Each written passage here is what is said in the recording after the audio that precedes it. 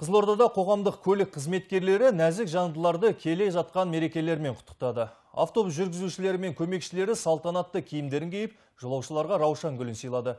Өзгелермен бірге көтеріңкі көңіл күйге бөленіп қайтқан тілшіміз Айнұр Төлешеваның бейнематериалында. Қала тұрғыны Рамазан Сақыбаев 18-ші бағыттағы көліктің кассирі. Бүгін күнделікті киімін тастап, салтанатты көйлегін киді. Келе жатқан 8-ші наурыз мерекесімен көпшілікті құттықтап, нәзік жандыларға гүл таратты. Аналарым мейрамы құтты болсын. Соған парадный киімдер киіп, сол бүгінгі келіншектерді мейрамды құттықтап, гүл сыйлап, алдағы уақыттарда мейрамдарда жалғаса береді дейміз. Соңғы уақытта Қызылордада қоғамдық көлік мәселесі шешімін тауып келеді.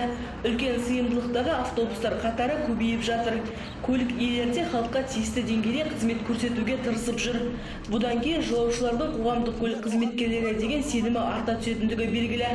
Бүгінгі шара қала тұрғындары үшін шынымен де тосын сый болды. Қоғамдық көлік біздің мерекемізбен гүл сыйлап жатыр.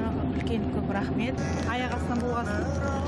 Көңіл күйіміз көтеріп, жақсы болып қалды, рахмет. Мынандай сыйлық аламын деп әлі күткен жоқпын. Очень приятно прям. Қызылордалық қыз-келіншектерге көтеріңкі көңіл күй сыйлаған шара 4 күн бойы жалғасатын болады. Көлік иелері өз ақшаларына сатып алған раушан гүлдерінің түгесіліп қалмайтындығына сенімді. Айнұр Төлешева, Қайрат Мырзабай, Қазақ Ньюс, Қызылорда.